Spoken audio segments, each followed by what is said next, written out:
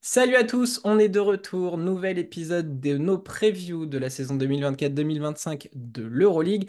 Aujourd'hui, on se retrouve pour parler de l'Anadolu Efes Istanbul. Pour m'accompagner, il est toujours là, c'est Lucas. Salut Lucas, comment ça va? Je refais ma blague de la deuxième fois puisque c'est la deuxième prise parce que hein, mais rabat. A few moments later. On refait un petit point sur la présentation de l'émission, un résumé de la saison dernière. On parlera du mercato, de la signature de l'été qui nous aura marqué, puis on discutera de l'avenir à venir. En attendant, abonnez-vous sur YouTube, sur X, Instagram et TikTok pour nous rejoindre, pour vivre toute notre aventure cette saison encore. Et voilà, mettez un petit like sur la vidéo, ça coûte rien. Et puis nous, ça nous soutient. Lucas, c'est parti pour l'Anadolu. Je suis chaud. Il y a quand même pas mal de choses à dire. Ouais.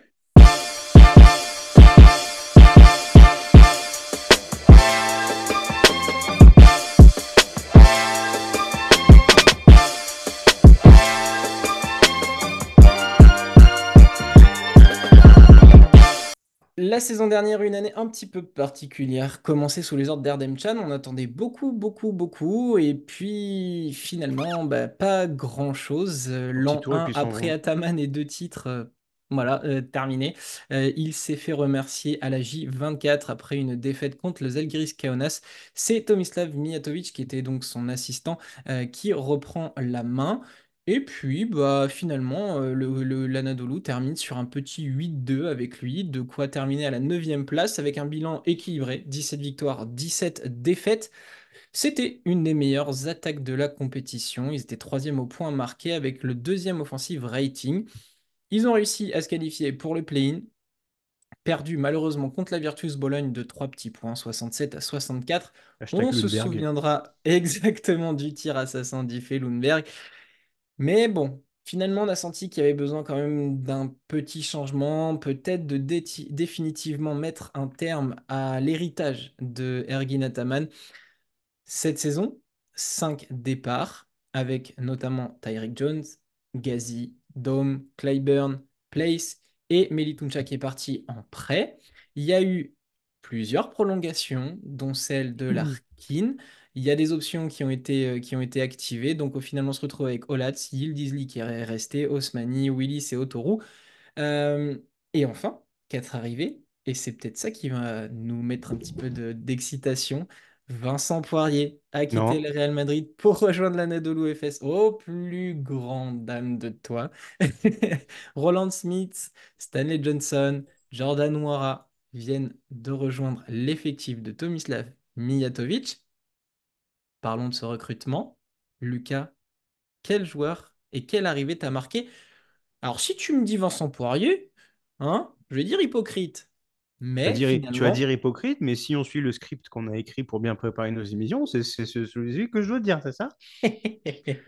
Bah évidemment, Vincent Poirier, le somme est immense, mais enfin heureux de se dire on va avoir Vincent Poirier, vrai taulier titulaire d'une équipe qui va certainement cavaler un max et avoir une identité de jeu qui devrait lui coller. Donc évidemment, une belle récompense après de bons et loyaux services du côté de Madrid. Et ça va être très très intéressant à combiner avec par exemple un Shane Larkin sur une association, avec potentiellement Darius Thompson quand Larkin sort, et surtout dans un basket plutôt rapide comme tu l'as dit.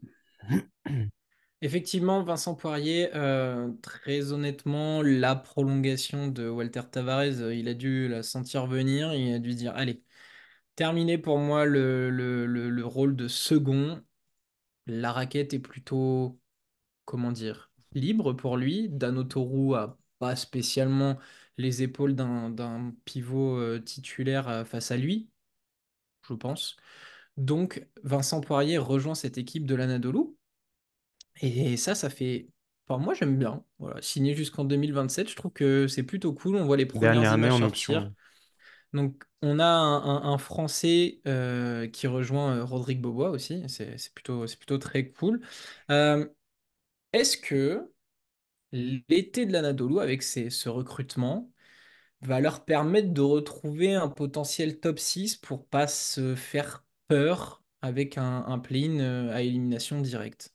J'ai eu du mal à me positionner sur la question. Je pense ne pas vraiment y croire. Mais si tu te rappelles l'épisode qu'on avait fait dans l'année pour parler justement du départ des Redemption, t'étais le premier à dire que c'est pas mérité parce qu'il y avait beaucoup de blessures et d'un coup la substitution de Mijatovic, tout semblait aller pour le meilleur, mais ça a coïncidé aussi avec le retour de Bobois, Ouais, de tout le monde. d'Elijah Bryant, de Shane Larkin et de Will Clyburn. Donc, je me pose des questions de savoir que vaut vraiment cette équipe dans ces conditions. Ça va être la première année de Mijatovic, même s'il a pu poser des vraies bonnes bases, mais c'est la première année dans le sens où il a fait son propre recrutement, ses propres choix. Je trouve que euh, ils se sont un peu trop renfourgués, refournis au poste 4-5. Je trouve, voilà, avec le côté Johnson, Smith, Poirier, c'est solide. Tu as gardé notamment Tourou, tu as gardé Willis, tu as gardé Osmani. Donc, on garde un peu cet aspect taille très polyvalent.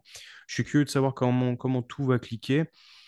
Euh, je me demande aussi quelle va être la vraie place de Darius Thompson dans l'équation, dans ce roster, parce que on avait des doutes, mais je pense qu'il vaut mieux l'avoir en sortie de banc ou alors en starter, mais celui qui aura le plus de temps de jeu, ça sera Shane Larkin. Donc tout ça à mettre ensemble, ça peut prendre un peu de temps.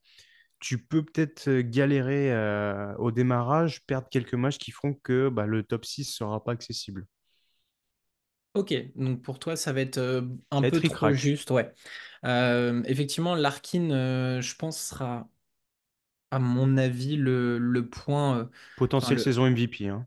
et c'est exactement là où je voulais en venir. Et Il jouait voilà. déjà 31 minutes l'année dernière sous les ordres alors de Chan et puis Les deux, ouais. de Mijatovic. Euh, 33 matchs titulaires, enfin de starter sur 35, 31 minutes de jeu.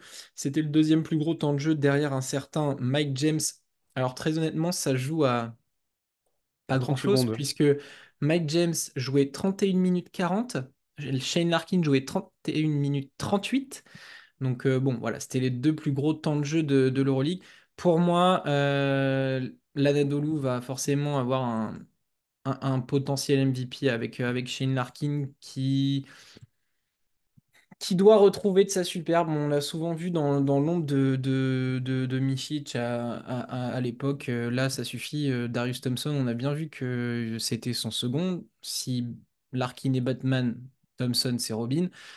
Faut laisser Larkin diriger tout ça. La connexion avec Poirier va être tellement naturelle, je pense, ça va être un régal. J'ai quand même envie de croire à cet effectif. De là, à les mettre dans le top 6, Pourquoi pas? c'est pas ce que dit ta preview, hein, ton power ranking, là, hein. Pourquoi pas? Hmm.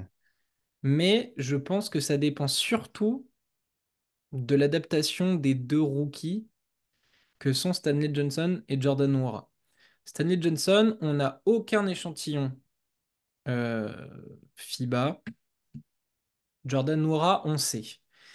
Mais Jordan Nwora, ça va être offensif, mais il va falloir tenir sur une saison complète parce qu'on l'a vu sur des tournois à 5-6 matchs. Maintenant, il va falloir enchaîner sur une saison Euroleague. Donc, je pense que ça tient aussi à ça, parce que Rodrigue Bobois, on sait que ça va être du Rodi, s'il n'est pas gêné par les blessures, donc là, va falloir allumer un cierge, parce que, bon, généralement, il y a une cheville qui part dans l'année. Porte-malheur déjà, lui. Elijah, bah non, mais enfin, Non, non, mais c'est vrai, c'est vrai, c'est vrai. l'expérience prouve que, hein, voilà. Elijah Bryant, j'ai décroché, je sais pas, je Bah, on trouve en a parlé dans le que, mercato, il se fera doubler pendant l'année, donc voilà. ouais, mais moi, je trouve que, ouais, enfin, il va avoir des moments où il va être comme ça, et des moments où il va être complètement hors sujet. Il va vraiment pénaliser son équipe. Je suis pas fan.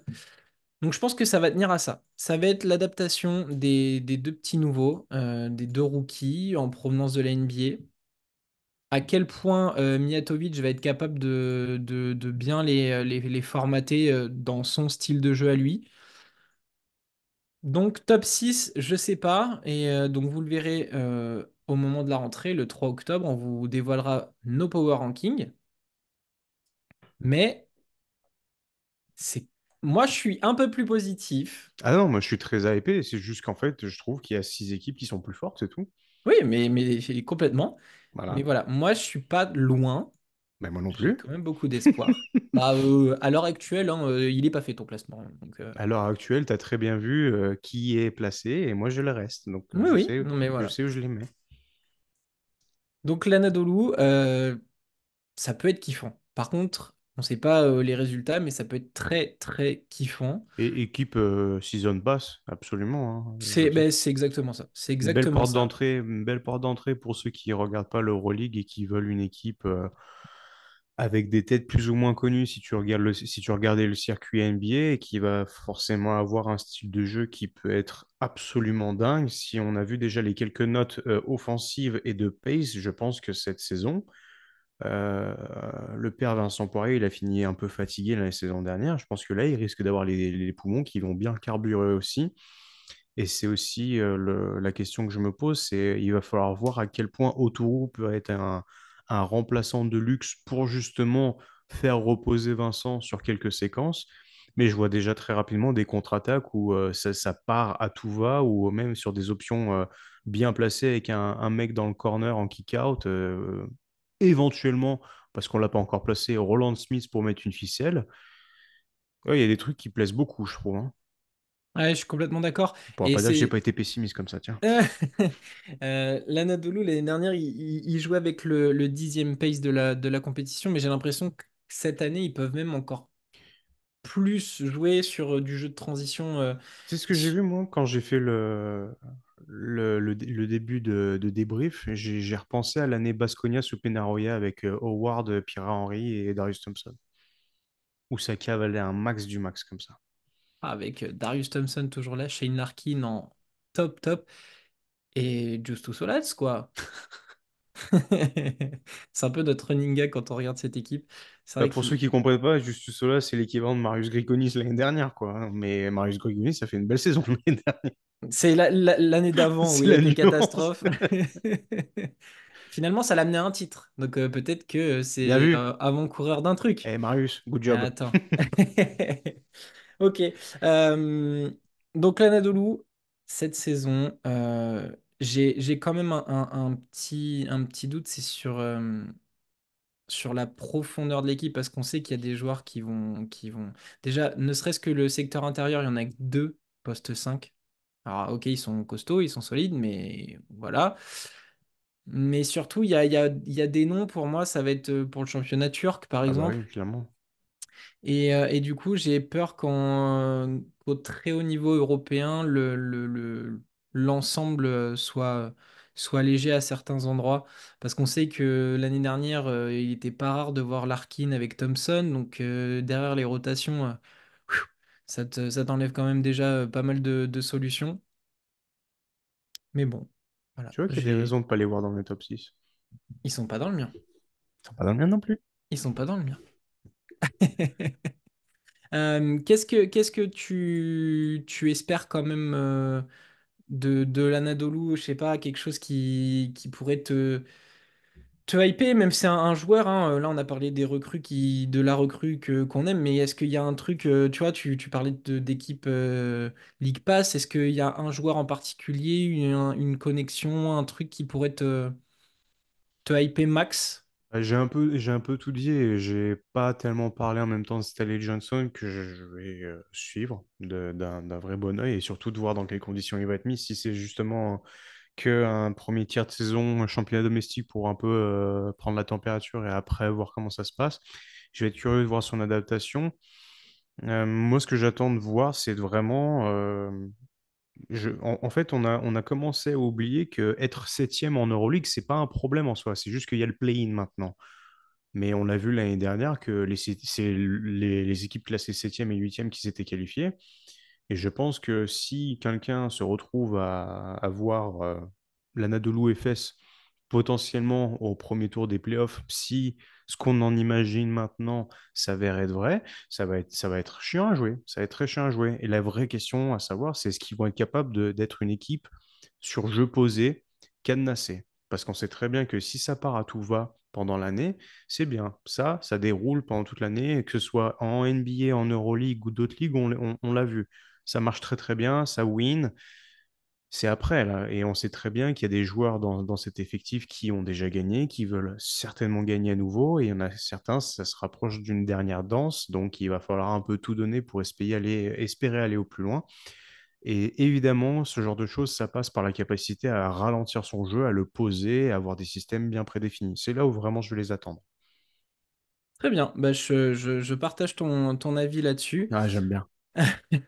Je crois qu'on a plutôt fait le tour de l'Anadolu, équipe qu'on va regarder forcément. On vous en reparlera cette saison. Attention, hein, parce que ça peut être une grosse enflammade et on va dire, oh là là, c'est dingue, comme ça peut finir en tribunal et dire, oh là là, c'est quoi ce Mhm. bordel? Il n'y a rien qui clique. Tout le monde essaye de se montrer. Stanley Johnson s'est battu avec Jordan Noir dans les vestiaires. Donc voilà, on s'attend à tout avec cette équipe, mais on espère quand même que l'Anadolu reviendra sur les devants de la scène. L'année dernière, ça a été un petit peu compliqué, voilà, avec tout ce qu'on vous a raconté. Et surtout, il va peut-être falloir gagner à l'extérieur, puisque l'année dernière, c'était 4 victoires seulement. Ça fait un peu léger.